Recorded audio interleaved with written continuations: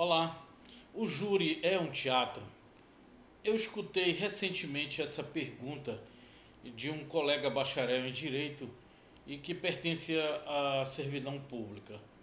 Mas ouço também, com um certo tempo, melhor dizendo, de um longo tempo, que várias pessoas na sociedade e até mesmo no mundo jurídico, pessoas que falam dessa teatralização, que o júri é um palco teatralizado. Inadvertidamente e não bem-vinda essa colocação, mas o júri não há de se comparar com um teatro.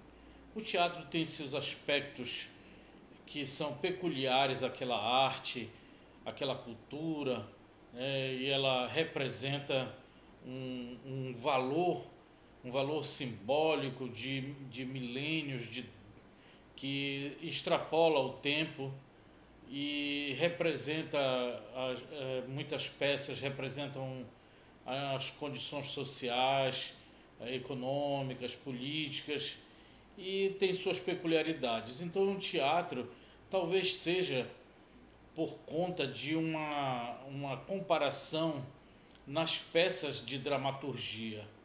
Então na dramaturgia, mas o teatro não é só feito da dramaturgia, tem as peças cômicas também.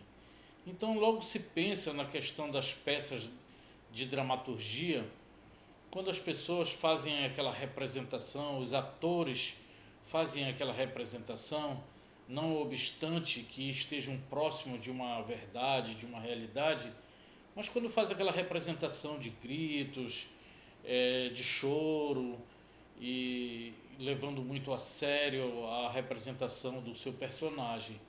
E talvez isso possa passar pela cabeça das pessoas que existe uma certa comparação com o júri. Mas o júri não tem nada a ver, não é bem-vindo realmente essa comparação. O júri é algo totalmente diferente. Veja que o cerne do júri, na questão mais acadêmica, né, mais científica, ela está voltada prioritariamente para a questão do direito, o direito enquanto ciência. Lá se está fazendo a defesa de uma determinada pessoa ou o Ministério Público acusando uma pessoa que em tese teria cometido um crime. Então está tudo dentro de um arcabouço jurídico. Isto tudo está concentrado dentro da ciência do direito. É. Então o júri ele tem a sua estrutura, ele tem a sua forma, ele tem a sua solenidade que é totalmente diferente de um teatro. Né? Eu tenho certeza que as pessoas que vão ao júri não vão para teatralizar uma coisa tão séria que é a vida da pessoa. Não é nem a liberdade, representa a vida daquela pessoa. Obviamente que muito menos o Ministério Público, mas são fatos muito mais corriqueiros, muito mais associados ao defensor, ao advogado daquele acusado, daquele réu, que ele possa exprimir os seus argumentos através de atitudes, de comportamentos, de conduta que possa passar muito por cima de uma comparação com o teatro. E há, obviamente, que alguns colegas, alguns advogados, gritam, batem em cima da mesa, às vezes jogam até um papel no chão, um livro, um processo, uma cópia de um processo no chão. Exatamente, às vezes são formas de exprimir a sua argumentação, né, de chamar a atenção do conselho de sentença.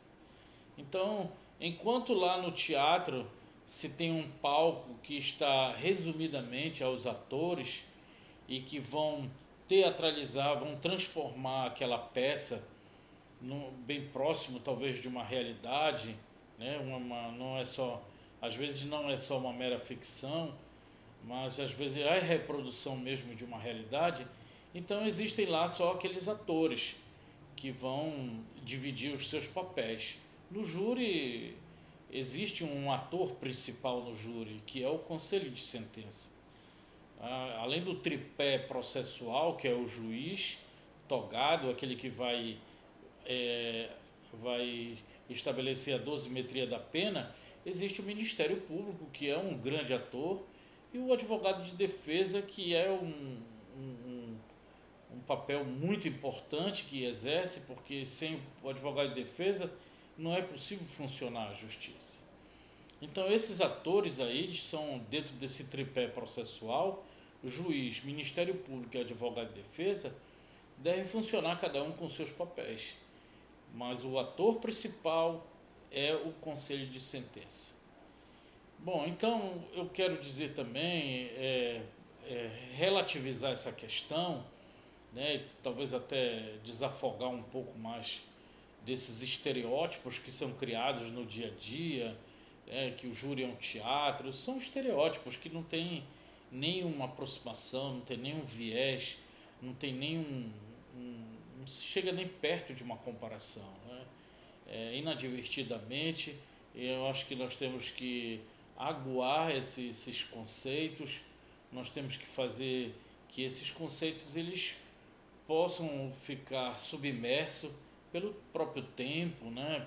Dando passagem para outros valores principais, porque o júri ele com destaque à ciência do direito, mas o advogado principalmente, que exerce aquele papel de uma função muito mais, não digo importante, mas exerce aquela função talvez de maior responsabilidade, porque está ali nas mãos dele a vida de uma pessoa.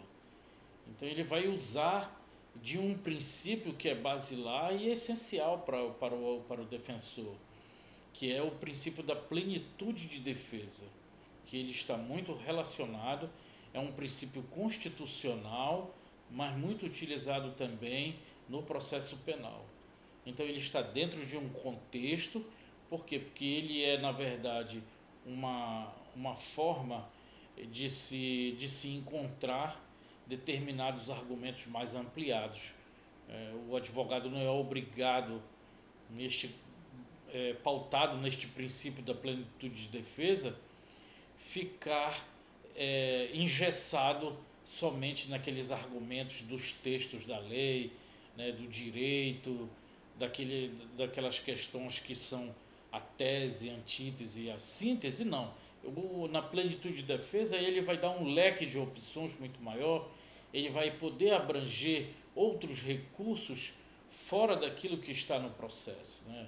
Argumentos jornalísticos, argumentos de mensagens, e fazendo aquela simbiose também com outras ciências que são importantíssimas, em regra, nos casos de tribunal do júri: a sociologia, a psicologia, a economia, a história, a antropologia e, quiçá, a própria medicina legal, porque a medicina legal ela exerce também, não só a medicina legal, mas a medicina de uma maneira geral, exerce um papel também muito importante, e na medicina legal é indissociável com a questão do júri, porque lá vai se apresentar as provas materiais e o advogado vai, também o Ministério Público, vai ter que utilizar dessas fontes, né, que é da medicina legal, aquelas fontes que são representadas pelas provas materiais.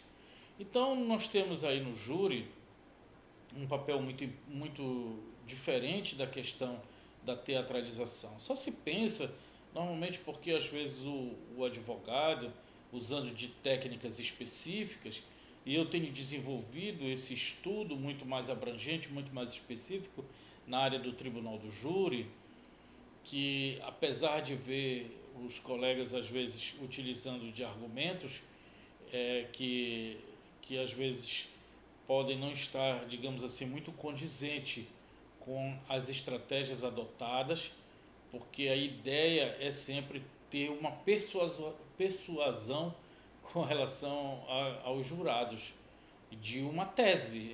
A ideia é convencer os jurados por uma tese aplacada pela defesa.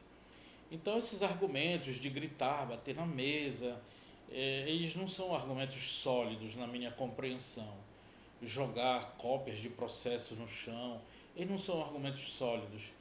Eles destacam, na verdade, uma outra ideia, que não é o foco aqui da nossa conversa, mas